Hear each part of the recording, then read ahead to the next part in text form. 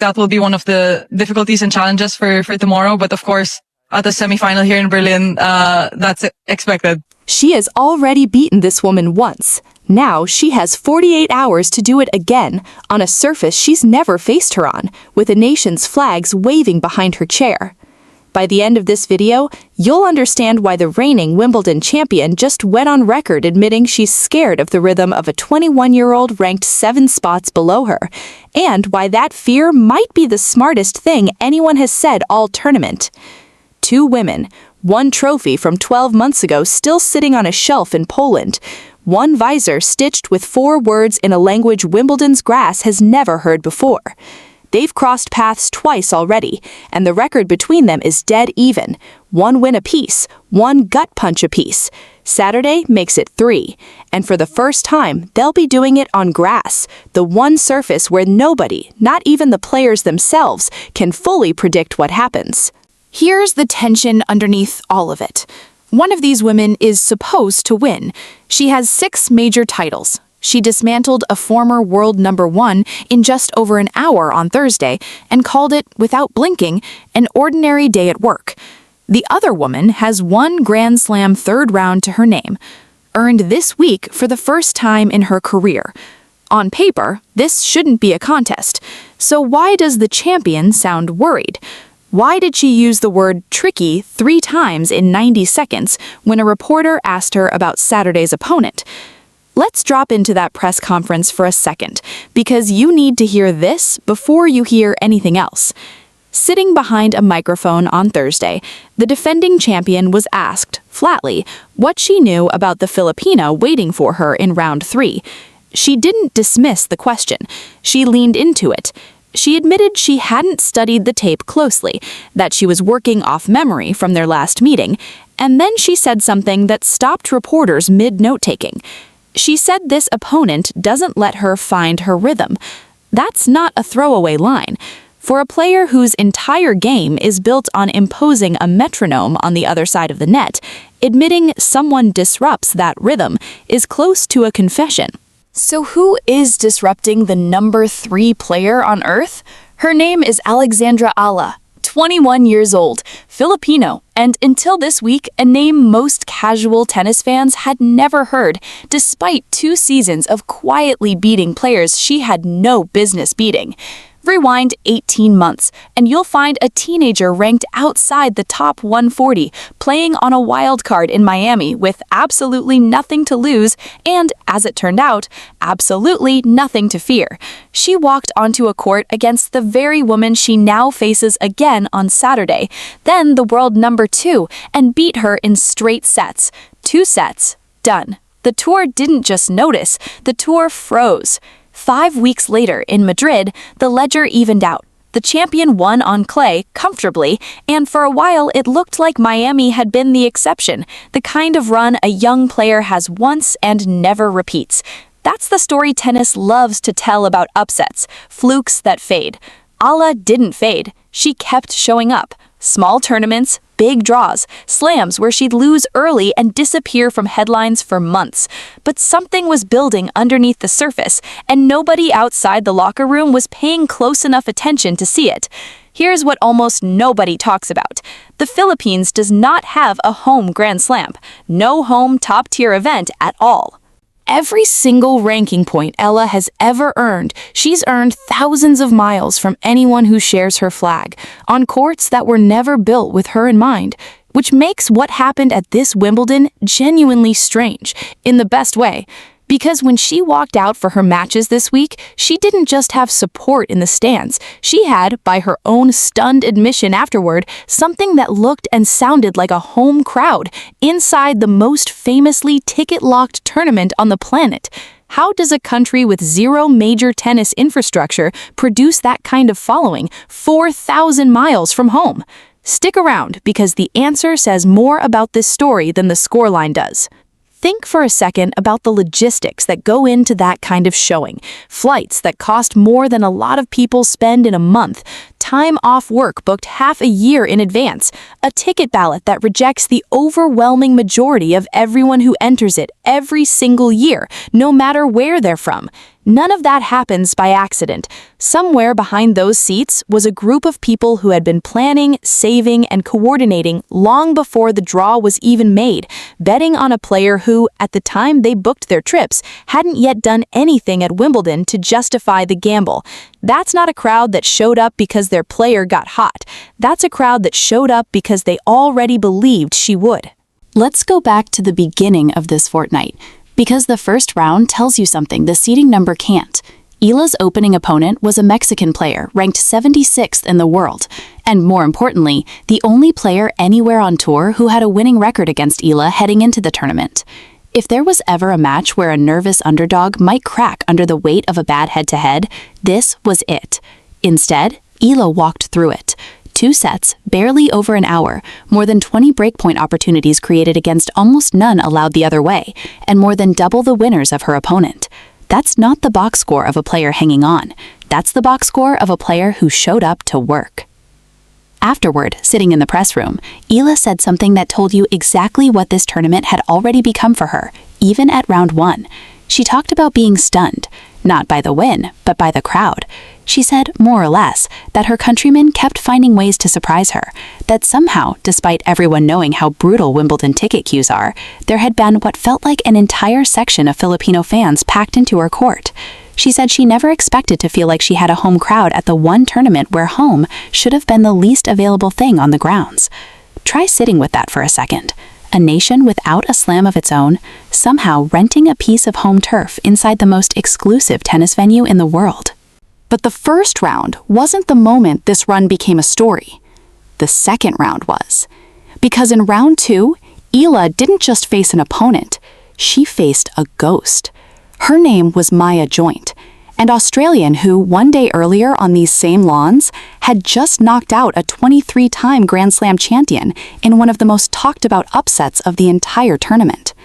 Joint arrived at her match against Eala riding the kind of confidence that doesn't come from ranking points. It comes from having just beaten a legend. 90 minutes earlier, she'd been a footnote. Now she was a story unto herself.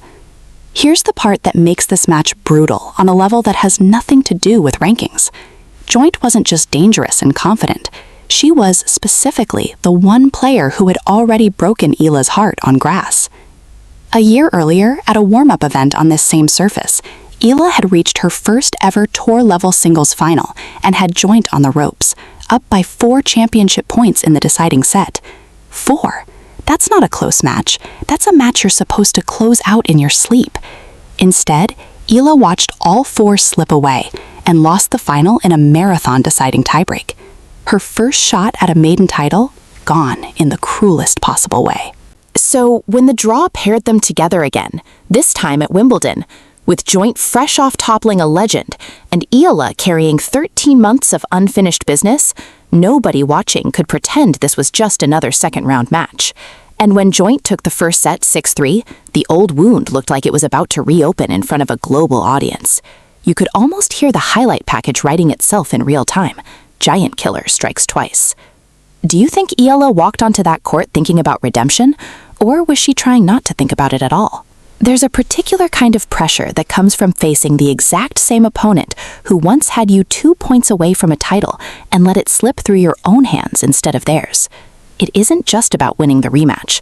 It's about proving to yourself that the version of you who choked in that tiebreak isn't the version showing up today. Some players never get that chance. The draw simply doesn't cooperate, and the ghost stays a ghost forever, unresolved. Eala got the chance within a year. The only question was what she'd do with it. Whatever was in her head, her racket answered louder than any thought could. Eala took the second set 6-2, swinging the match's momentum entirely in the other direction. And then, in the third and deciding set, the exact kind of set where she'd lost 4 championship points a year earlier, she didn't just win, she ran the table. 6 games, 0 for her opponent. A complete, merciless bagel delivered to the same player who 24 hours earlier had been hailed as the tournament's breakout star for beating a legend, and 12 months earlier had ended Eala's best shot at a first title. Read that sequence again, because the order matters. She beat the woman who'd just beaten a legend. She beat the woman who'd broken her heart in a tiebreak, and she did it 6-0 in the decider. Only after all of that did the headline arrive, that this result made her the first Filipina in the sport's modern era to reach the third round of a major. Most scripts would lead with that milestone. This story earns the right to bury it, because the manner of the win says more than the record book ever could. When was the last time you saw an athlete close a year-old wound and set a national milestone in the exact same afternoon? Word of the run spread fast, and reactions poured in from every direction. Fans back home flooding social feeds. Former players and commentators noting the grass court pedigree Eala had quietly built weeks earlier. And Wimbledon's own channels highlighting the scenes unfolding around Court 12, describing them as something out of the ordinary for an outside court. Because here's the detail that made this different from a typical feel-good underdog story. This wasn't a crowd that showed up by accident. Tickets to these grounds are notoriously close to impossible to get, snapped up through ballots and resale markets that can take years to crack. And yet somehow, a meaningful share of the seats around Eala's matches were filled with fellow Filipinos. That's not luck. That's people planning, saving, and organizing to be there. Doesn't that change how you read the roar every time she won a point? It also wasn't lost on anyone that this wave of support tracked something bigger happening quietly for weeks. Because before Wimbledon ever started, Eala had already spent a fortnight proving her grass court game wasn't a novelty.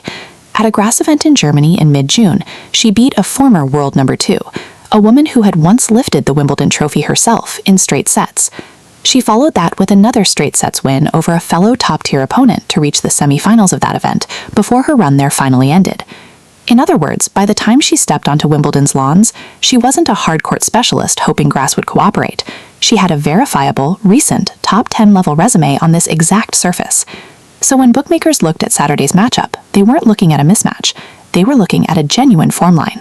But the first round wasn't the moment this run became a story. The second round was. Because in round 2, Eala didn't just face an opponent, she faced a ghost. Her name was Maya Joint, an Australian who, one day earlier on these same lawns, had just knocked out a 23-time Grand Slam champion in one of the most talked-about upsets of the entire tournament. Joint arrived at her match against Eala riding the kind of confidence that doesn't come from ranking points. It comes from having just beaten a legend. 90 minutes earlier, she'd been a footnote. Now she was a story unto herself. Here's the part that makes this match brutal on a level that has nothing to do with rankings. Joint wasn't just dangerous and confident. She was specifically the one player who had already broken Eala's heart on grass.